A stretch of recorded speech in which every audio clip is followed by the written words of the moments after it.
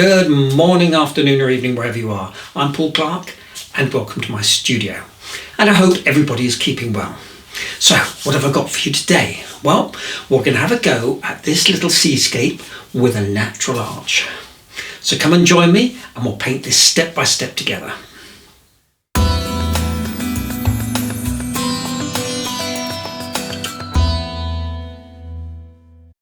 Okay, so I've always had a fascination for these arches, and I'm not talking about the watercolour paper, which is pronounced arch anyway. Now, they've been carved out by the sea over thousands of years, and I just think they're amazing, so I thought it would make a great subject for this week's tutorial. Margot has also made them this week's painting challenge from the Facebook group, so please hang about to the end for some excellent paintings. So this is the one we're going to try today. It's the Arco Amelia in the Murcia region of Spain, kindly given to us by Antonia Hart from the Facebook group, so a big thanks for that. Okay, so for today's materials, my paper is some Bockingford cold press on a block, so it won't need stretching. My colours, French ultramarine, cerulean blue, Payne's grey, phthalo green, burnt sienna, burnt umber and yellow ochre, and just a touch of dioxazine purple. Just 3 brushes from my range, 3/4 inch flat, number 12 round and a number 6 round. And here is the pencil sketch, which is free to download from my website, link in the description below. Now for this one, I just did a quick colour sketch first, just to get some sense of my tonal values. Okay, so here's the photo reference, and we just need to think about preserving some of these white areas. So here I'm simply using a piece of candle wax and lightly drawing over the surface of the paper to act as a resist.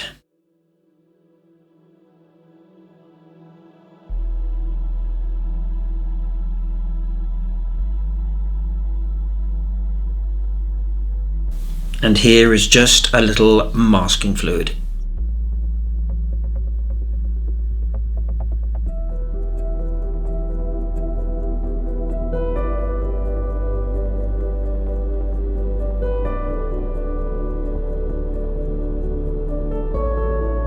Off we go! Now using my flat brush, I'm painting in some watery cerulean blue.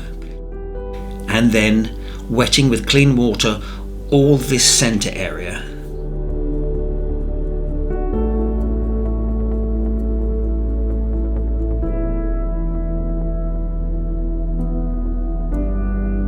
Then cerulean blue again, but then slowly blending in some French ultramarine.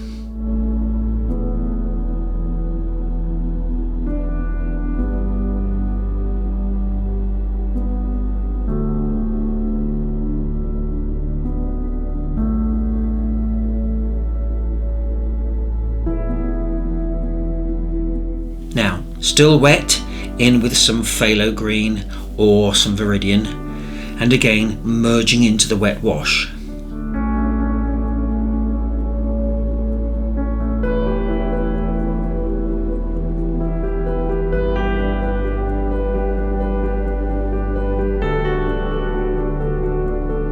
Now, into the damp wash, this is just a touch of burnt sienna for these rocks just under the surface of the water.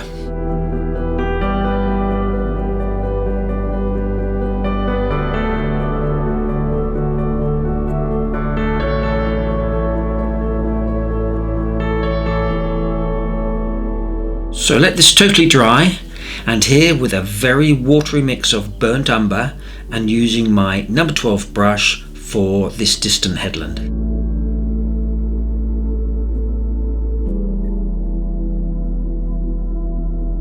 While still damp, dab out with some tissue for some suggestion of detail. A very watery mix here of the French ultramarine, quick loose strokes.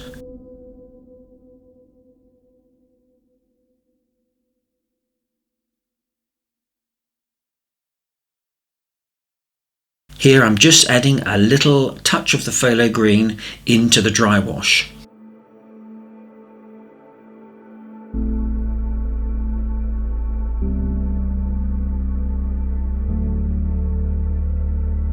Okay, so this rock texture could take absolutely forever to paint, so we need to think of a quick route to give an impression of the rocks. So yep, cling film, that should do it. Right, let me show you. Part wet the rock and then simply throw in lots of colours. Now this is a mix of yellow ochre with some burnt sienna.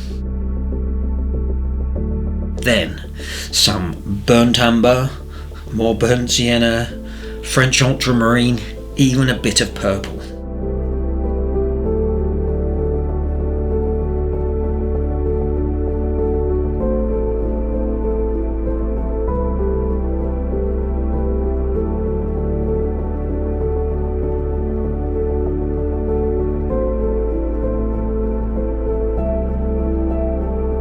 Let it soak into the paper for a few moments, then scrunch up the cling film, open it up and press it down hard onto the wet wash. Now you can do a little manipulating while it's still wet.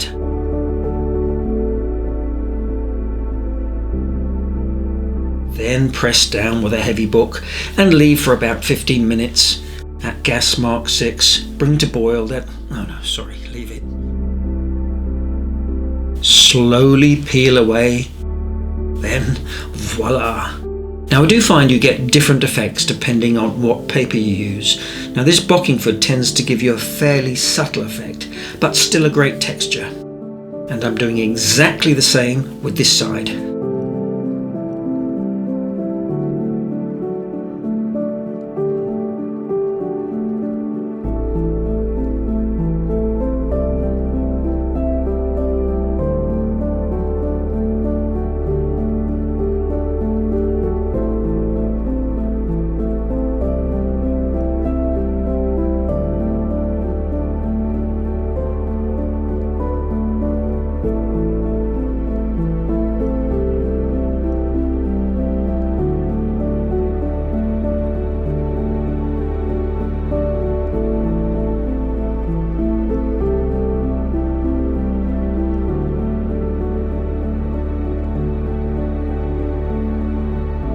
Love it.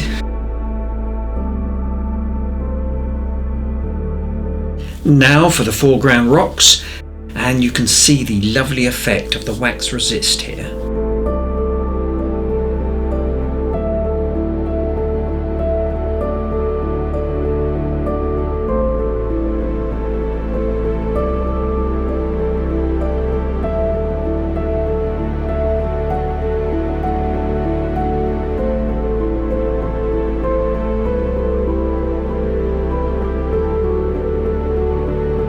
And now I'm just going to drop in a few granules of table salt.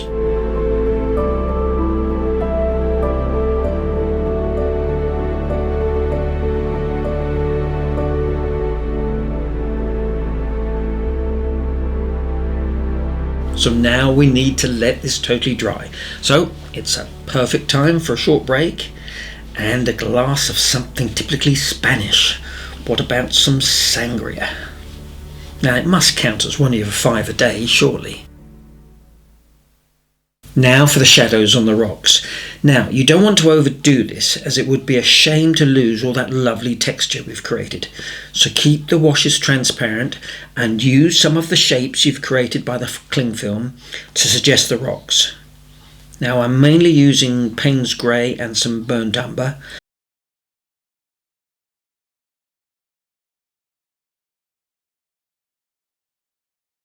And also dragging my brush across the paper to get this lovely dry brush effect.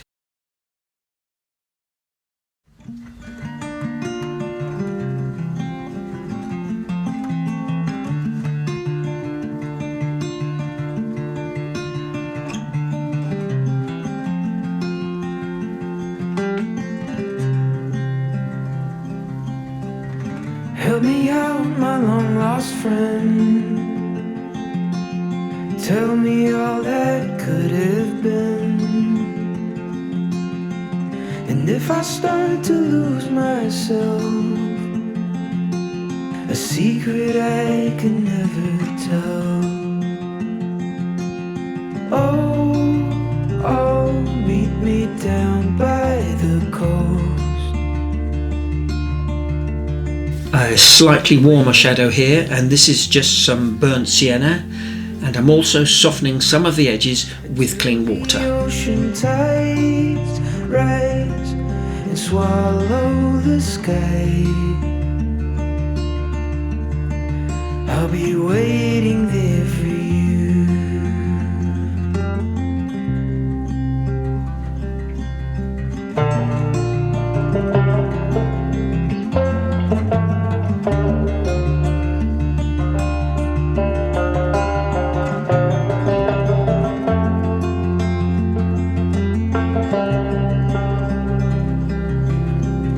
If I get lost among the trees, could they keep me company? When the morning light grows dim, come the night I'll find you then. Oh, meet me down by the coast. Now, to really get that lovely rock texture, you've got to go for some mega splatting.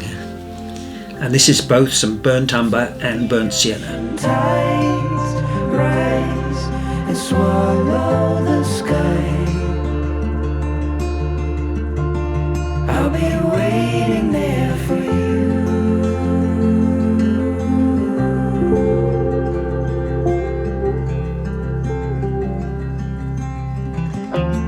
On the beach you lay. Here for the underwater rocks, just a slight shadow, and then again soften with some clean water. And asked the lovely night if she could stay. Okay, so now for that beautiful reflection of the arch. And I'm using my number 6 brush and a creamy mixture of French ultramarine and Payne's grey. Waiting there for you until the ocean tides rise and swallow the sky. I'll be waiting there for you until the ocean tides rise and swallow the sky. I'll be waiting there for you. Now here I want a little bit of wet in wet, so I'm re-wetting just this area and then dropping in the same colour.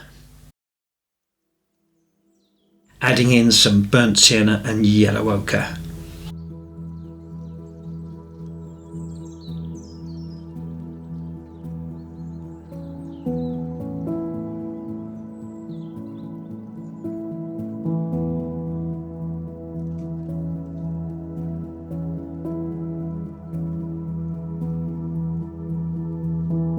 Now the good thing with yellow ochre is that it's semi-opaque, so it goes on really nice on top of these washes.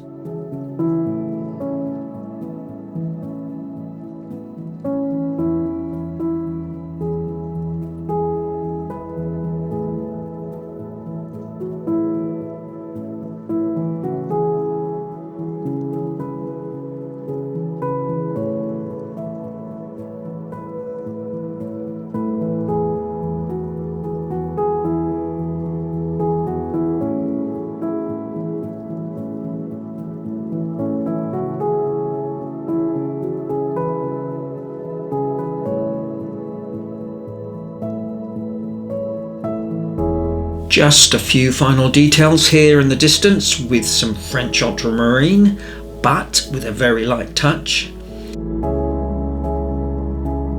And a few other little details in burnt umber.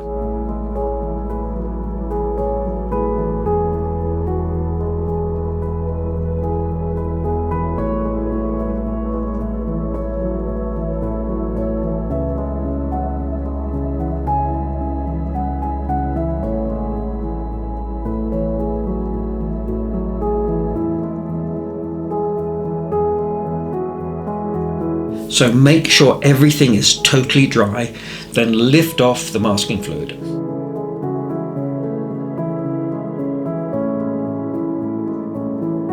So what I'm doing here is just knocking back this harsh white with a touch of very watery Payne's grey, which is also creating a shadow on the bottom side.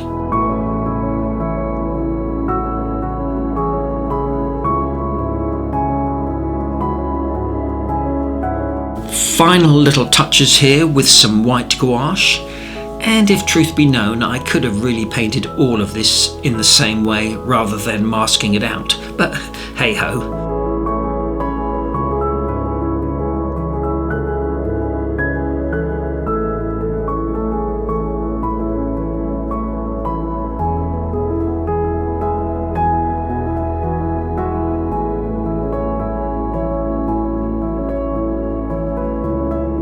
So let's put in a little wisp of cloud way in the distance here.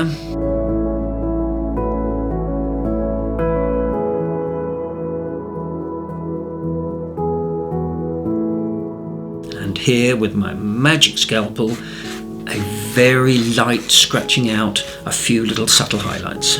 So generally I'm really quite pleased with this. However, I do think I was a little heavy-handed with the wax in this area. It's a little bit harsh, so just be careful when you apply it. And of course you can't remove it afterwards.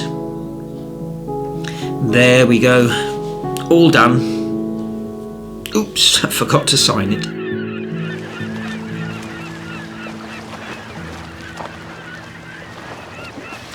Well, I hope you enjoyed that as much as I did, and you'll give it a go, especially the cling film or saran wrap or whatever you know it as. Just experiment first with some scrap paper and try different consistencies of paint to see the different textures you get. It really is great fun. So, as ever, please don't forget to like, subscribe if you haven't already, leave a comment. I do read every single one. And I'll look forward to seeing you all again next week for another Watercolour Wednesday. So take care everyone, all the best, cheers.